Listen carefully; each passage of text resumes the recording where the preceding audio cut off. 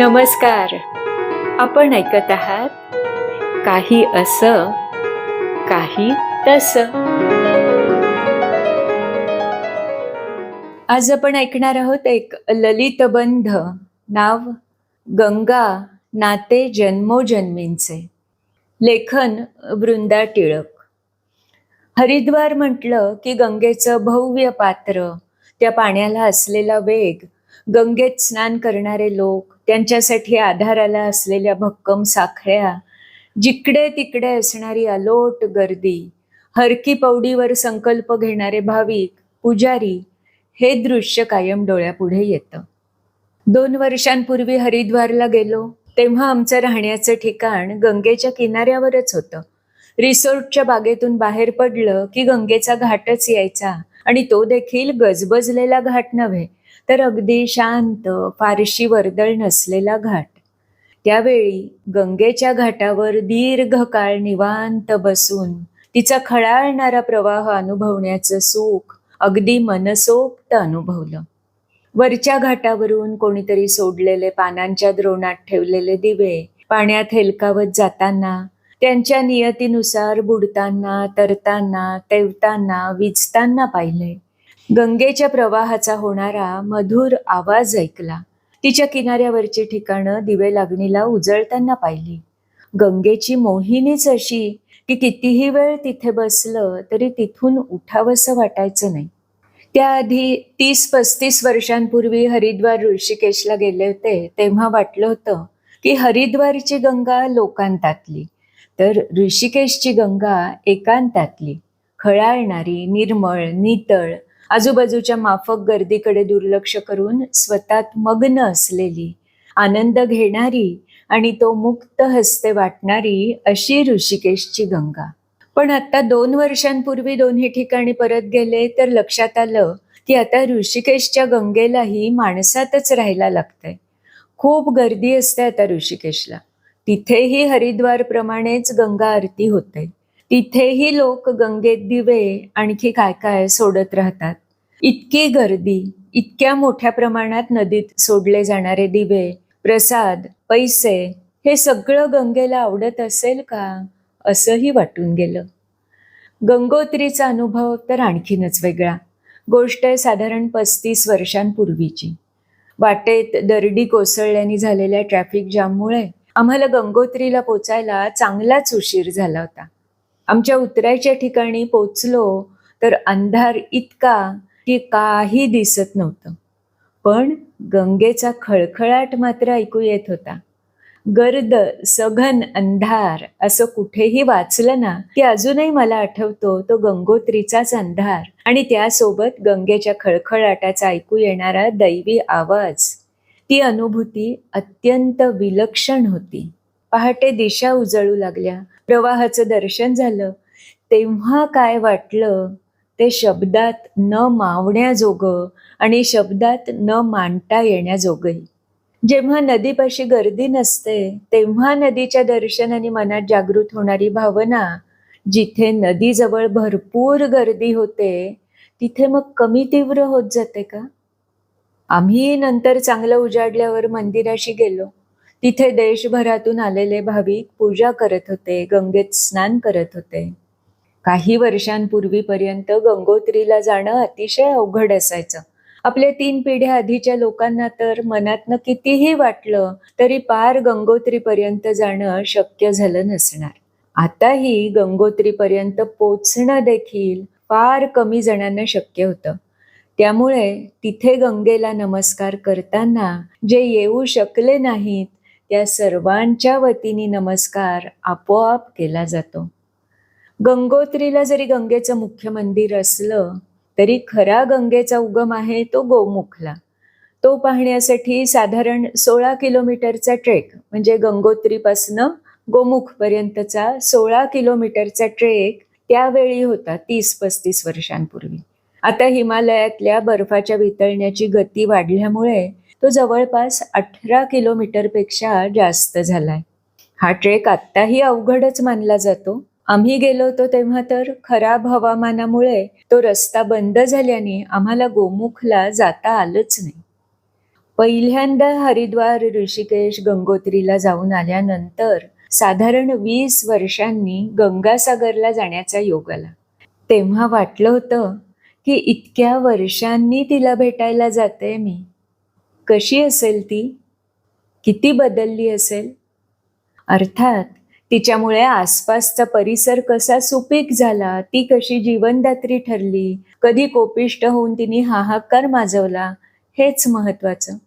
तिला भेटले होते जिथे, गंगोत्रीला, ती होती तिच्या जीवनाची सुरुवात.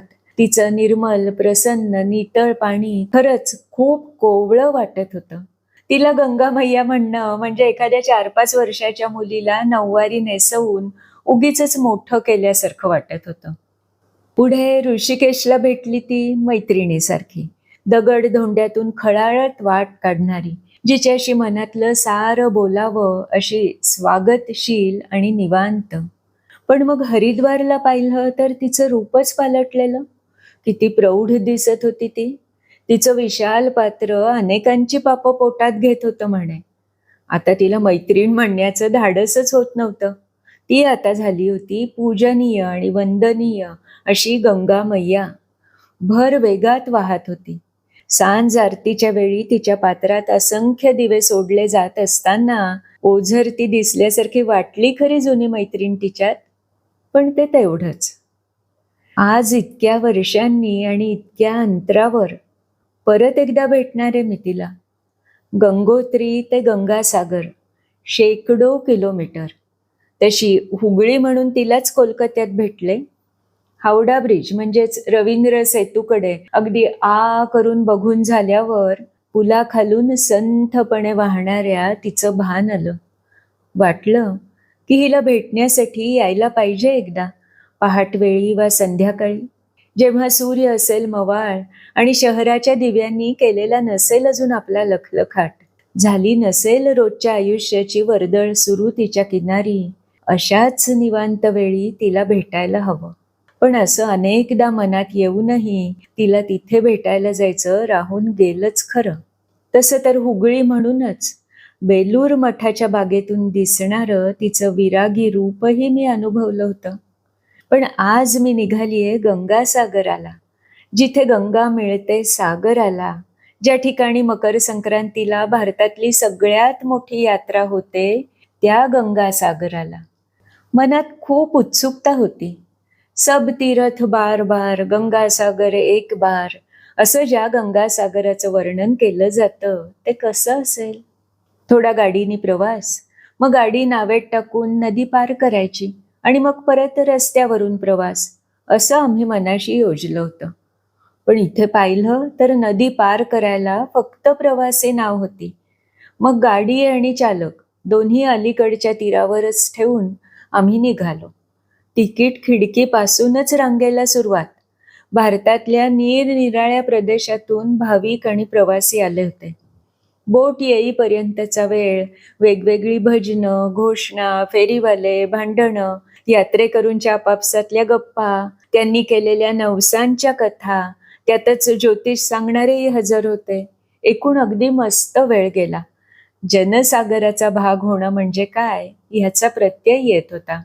नावेत बसताच तर लोकांचा भक्तिभाव अगदी उफाळून आला होता. गंगेचं भव्य पात्र आपोआपच नतमस्तक व्हायला लावत होतं. तो विशाल प्रवाह किती दुःख पचवून, किती कहाण्या मनात साठवत तिथपर्यंत आला होता. किती जणांची श्रद्धा ठाम करत, किती जणांच्या जगण्याचा आधार बनत गंगौघ तिथपर्यंत पोचला होता. सगळं सामावून घेत, सगळं सोसत, सगळं पचवत, स्वतःची उदात्तता टिकवून ठेवायची कशी ह्याची शिकवण देत तिथे तो शांत प्रवाह वाहत होता. भाविकांनी हात जोडले, गंगा मैयाचा जय जयकार केला, पैसे फेकले, नैवेद्यही दाखवले आणि ते पात्रात फेकलेही. नदीतल्या माशांसाठी पाण्यात खाणं टाकलं आणि मग शेवटी ज्या पिशवीतून हे सगळं आणलं होतं त्या प्लास्टिकच्या पिशव्याही नदीतच टाकल्या. जिला क्षणभरापूर्वी आपण हात जोडले, तिला कचरा टाकून घाण कसं करावं असा तिळमात्रही संदेह त्यांच्या मनात आला नाही. ह्या सगळ्या सकट, किंबहुना हे असं असताना सुद्धा तो प्रवास अद्भुत होता. भारताची संस्कृती, धर्म जिच्या तीरावर नांदले, अनेक राजवटींचा उदय आणि अस्त जिनी पाहिला, त्या एका पुरातन अस्तित्वाचं भान मनाला येत होतं. आणि त्याच वेळी मातेच्या प्रेमळ आणि आश्वासक स्पर्शाचा प्रत्ययही तिचा जलौघ देत होता. विश्वाच्या विराट पसाऱ्यात स्वतःच्या अस्तित्वाचं क्षुद्रपण जाणवून मनाला नम्रत्व येत होतं. आजूबाजूचं सारं जग मी विसरून गेले होते आणि तिच्याशी म्हणजे गंगेशी आपलं जन्मोजन्मीचं नातं आहे असा प्रत्यय येत होता. मला वाटतं भारतीय मनाला असणारी गंगेची ओढ ती हीच असावी. पलीकडच्या तीरावर उतरल्यावर टॅक्सी केली. अगदी चिंचोळा जमिनीचा पट्टा लागला. मग त्या गाडीने सोडल्यावर परत एक सायकल रिक्षा. पैशांचा अभाव, उत्पन्नाची अपुरी साधनं आणि हवरटपणा यामुळे जेव्हा मिळेल तेव्हा जास्तीत जास्त मिळवण्याची स्वाभाविकपणेच बनलेली मानसिकता, ह्या सगळ्याला तोंड देताना त्या भेटीतली उदात्तता कधी संपून गेली कळलंच नाही. आता उरला होता तो तिथपर्यंत जाण्याचा फक्त उपचार. अखेर एकदाचे आम्ही प्रत्यक्ष गंगासागरला पोचलो. गंगासागराला स्नान करावं, पूजा करावी, पूर्वजांचं श्राद्ध करावं म्हणजे अपार पुण्य मिळतं असं सांगणारे पुजारी मागे लागले होते. यापैकी काहीच करायचं नसल्याने आम्ही निवांत होतो. पण ते आमचं निवांतपण पाहून वेगवेगळ्या प्रकारचे लोक मागे लागले.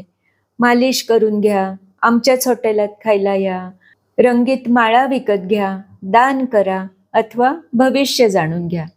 आमचं नुसतंच काही न करता तिथे असणं त्यांना नामंजूर होतं बहुधा. भर दुपारी ऊन चटके देत होतं. या सगळ्या लोकांना वैतागून आता इथून लवकर निघूया अशा निर्णयाला आम्ही पोचलो. आज अनेक वर्षांनी हे सगळं आठवते आहे ते गंगा दशहरा पर्वाच्या निमित्ताने. गंगा दशहरा पर्व म्हणजे गंगेचं ह्या भूतलावर आगमन झालं तो दिवस, जिथे नदीचा आगमन दिवस शतकानुशतक मोठ्या उत्साहाने साजरा केला जातो, असा इतर एखादा देश आहे का याची मला तरी काही कल्पना नाही. आपल्या धर्म आणि संस्कृतीशी निगडीत अनेक मिथक नद्यांविषयी प्रचलित आहेत. ह्या कथा आपले वेद, पुराण आणि कथा काव्यांमधून घेतलेल्या आहेत. नद्यांविषयी इतक्या मिथक कथा असण्यामागचं एक मुख्य कारण म्हणजे मानवी संस्कृतीचा उगम नद्यांच्या काठावरच झालेला आहे आणि भारतीय संस्कृती तर तिच्या उगमापासूनच जलकेंद्रित राहिली आहे. कथांमध्ये नद्या पापांचं क्षालन करणाऱ्या म्हणून सांगितल्या जातात. नदी आणि तिच्या काठावरली तीर्थक्षेत्र विविध उपवास आणि पुण्यकर्मांसाठी योग्य मानली जातात. आपण नदीला आई मानतो. नदीला हळद, कुंकू, बांगड्या, साड्या इत्यादी अर्पण करण्याची प्रथा आहे. आपण प्रार्थना करतो, गंगे च यमुने चैव गोदावरी सरस्वती नर्मदे सिंधू कावेरी जलेस्मिन सन्निधिम कुरु. आणि प्रत्येक दिवशी नदीवर स्नानासाठी जाणं काही शक्य नसतं, म्हणून घरी ज्या पात्रातून स्नानासाठी पाणी घेतो त्याला गंगालय, गंगाळ म्हणतो. भावना हीच असते की आपण गंगेच्या पाण्याने स्नान करतो आहोत. तशा तर भारतातल्या सर्वच नद्या पवित्र मानल्या जातात, पण सगळ्यात आधी गंगा हेच नाव मनात येतं. भारतीयांच्या मनात गंगेबद्दल इतका आदर आहे की ते त्यांच्या भागातल्या लहान लहान नद्यांनाही गंगाच म्हणतात. गंगेशी संबंधित अनेक कथा आहेत. पहिली कथा गंगेच्या अवतरणाची. इक्ष्वाकू वंशात भगीरथ नावाचा राजा होता. त्याच्या आधीही त्याच्या वंशातल्या अनेक राजांनी गंगेला पृथ्वीवर आणण्याचा प्रयत्न केला होता, कारण दुष्काळामुळे, पाणी टंचाईमुळे मानवजात त्रस्त झाली होती आणि पाण्यासाठी तळमळत होती. पिढ्यानपिढ्यांच्या सातत्यपूर्ण प्रयत्नांमुळे भगीरथ गंगेला पृथ्वीवर आणण्यात यशस्वी झाला. पण तिने उतरायचं कुठे? गंगेचा प्रवाह कोण सहन करू शकणार? तेव्हा भगवान शंकरांनी संमती दिली की तिला माझ्या मस्तकावर उतरू दे, तिला माझ्या जटांमधून वाहू दे. आणि मग जगाच्या कल्याणासाठी गंगा पृथ्वीवर अवतरली.